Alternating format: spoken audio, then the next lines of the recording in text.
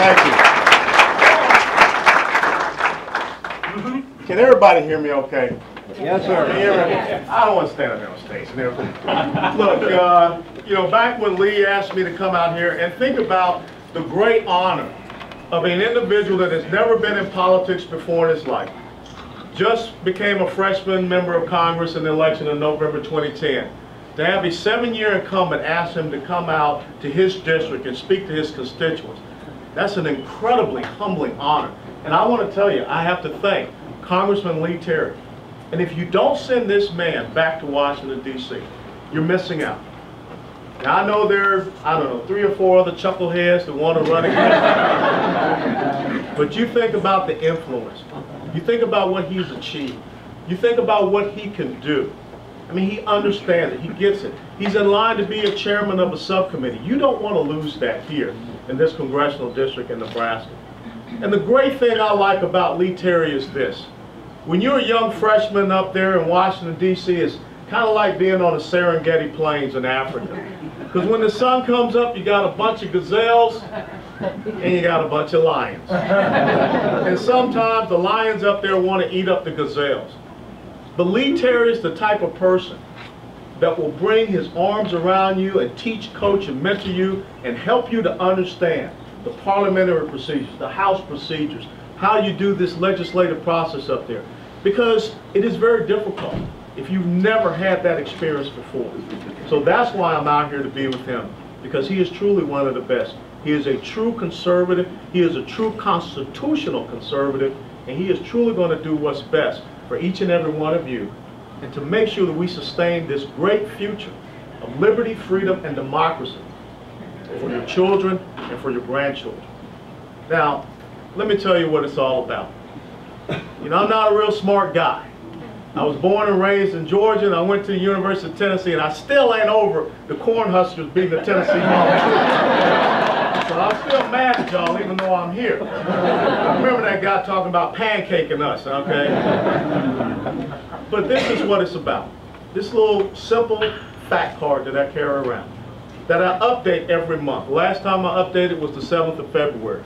And it's a comparative analysis from Inauguration Day to where we are. On Inauguration Day for President Obama, there were 12 million Americans unemployed. As of 7 February, there were 13.1 million. There were 1.2 million that completely dropped off the rolls. Unemployment rate back on Inauguration Day was 7.8%. We report that the unemployment rate today is 8.3%, but if you really add in those people dropped off the rolls, if you look at those individuals who, for whatever reason, have now gone to be underemployed, now you're talking about an unemployment rate that is over 11%, maybe even closer to 15%. You know what hurts me when I look at my inner city neighborhood in Atlanta, Georgia? The unemployment rate in the black community is 14.1%. The unemployment rate for black teenagers is over 40%. You saw what happened last summer in the urban environments in Philadelphia, all the riots and these flash mobs.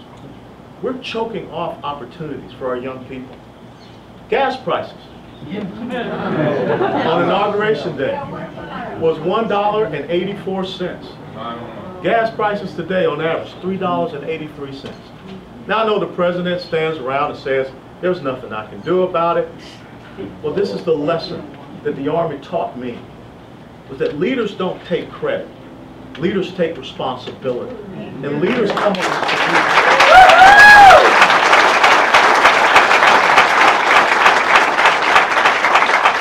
And the president is standing up there as he did yesterday talking about, we're drilling everywhere. We're drilling, drilling, drilling.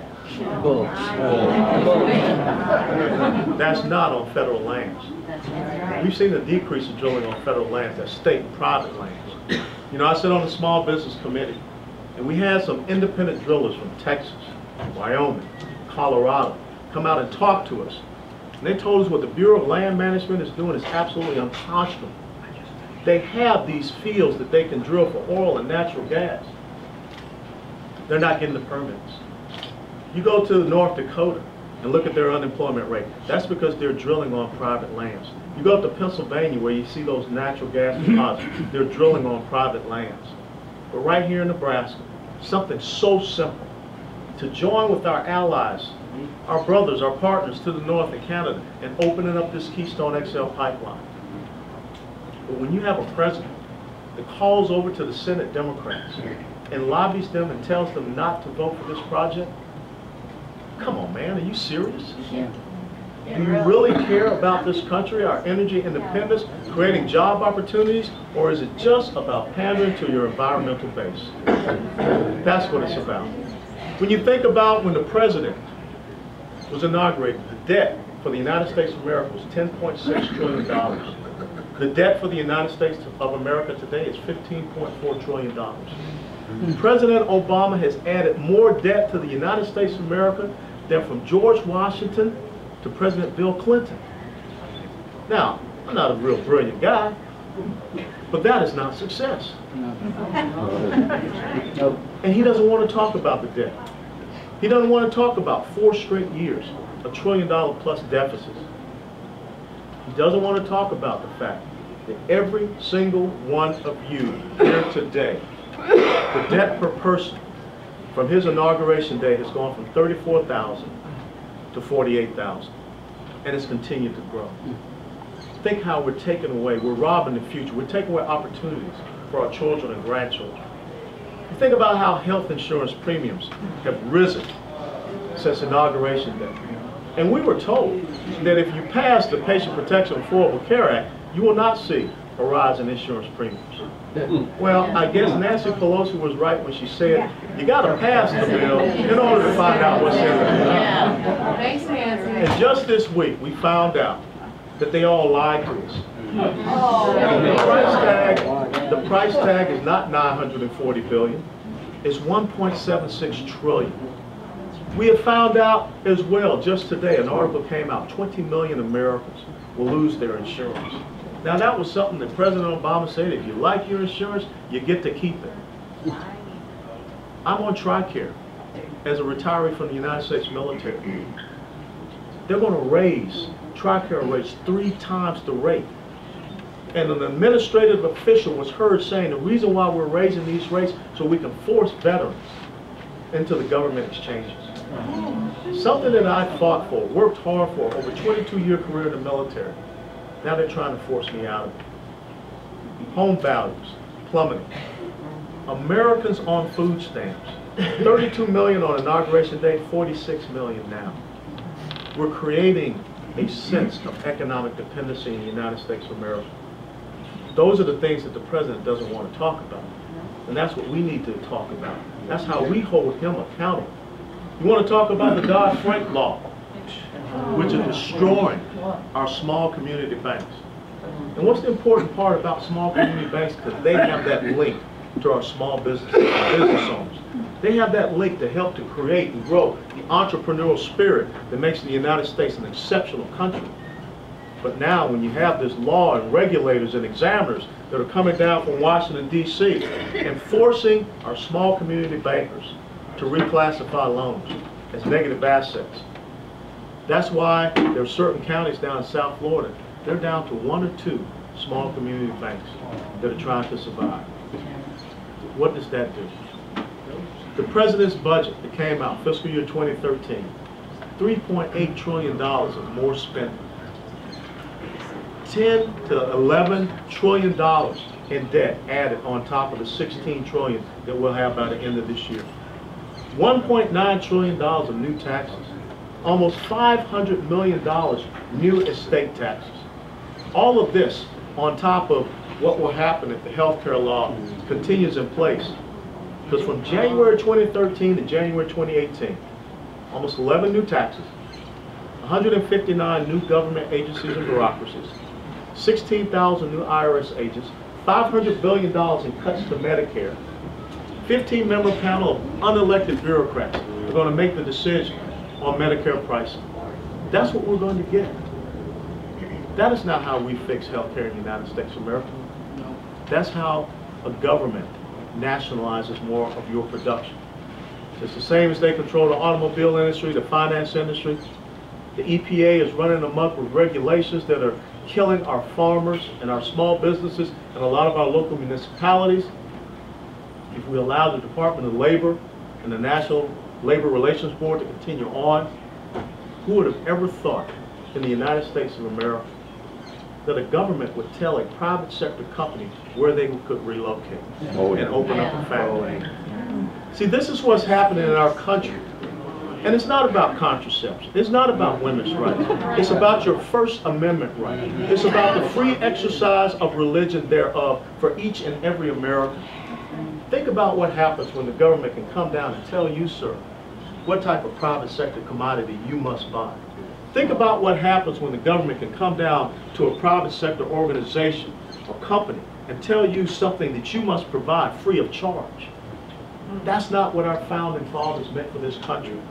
When you read the Declaration of Independence, it was all about the grievances that our founding fathers had against King George and the intrusive nature of government. And therefore, James Madison came back with one of the greatest documents that the world has ever known, the United States Constitution, which talked about the limited nature of government. That's what we must get back to. And as conservatives, we believe in 5 very basic things: efficient, effective, limited, fiscally responsible government. We believe in the sovereignty of the American individual. We believe in our free market, not nationalizing production. We believe in our traditional cultural values that make us who we are as a people. And we believe in strong national defense. We're being marginalized and diminished as far as our influence and impact all over the world. When I wake up and I turn on the news and I hear Hamid Karzai telling us to get out of his country, I got problems. Because men and women such as myself have served and sacrificed, lost their lives and lost their limbs so that he could stand there and say that. Well, it's very simple. If he wants us to leave, then guess what? We'll leave.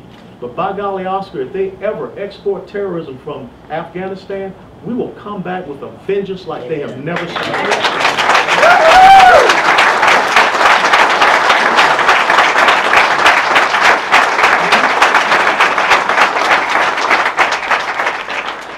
Ladies and gentlemen, this is a critical time for us passing off the legacy that enables me to stand here before you today.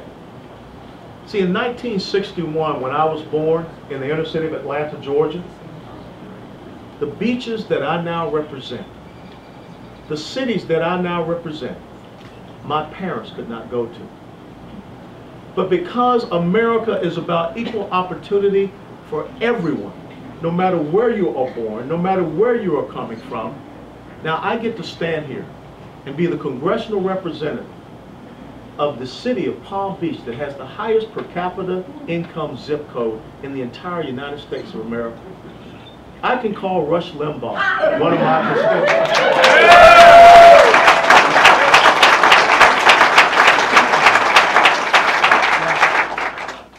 That is the dream that we cannot lose for subsequent generations.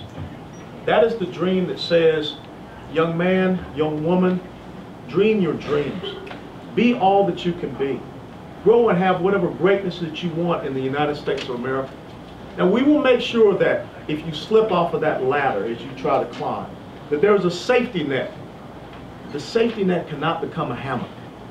Because so many people are now believing that the government can take care of everything, every want, every desire. And there are people that will manipulate that to promise them free health care, free education, free cell phones, whatever you want. We will absolve your college loans as a college student. Why? Because as Alexis de Tocqueville said in the 1830s, in the book Democracy in America, the American Republic will cease to exist once the Congress realizes that they can bribe the public by using the public's treasure. Yeah. We're bribing the American people for votes, all to the demise and the decline and the detriment of future generations of Americans. We cannot continue down the path of this debt, of this deficit, more stimulus spending, cap and trade, Dodd-Frank, health care law. We've got to have strong voices, constitutional conservatives that turn this around. But as Plato once said, those who refuse to participate in politics shall be governed by their inferiors. This is a battlefield, and you must stand up with the conviction and commitment and the character to do that which is right for the United States of America, to make sure people like Lee Terry go back, to make sure people like Senator Price continue to serve you here in the state. The other side believes that you don't have the spirit to do this. The other side believes that they can come in and have a better ground game than you. And that is why the president can stand up with that nice smile and talk about 5 years from now when he's no longer president. I got a message for him. It's not going to be 5 years. It's going to be 1 year. You're not going to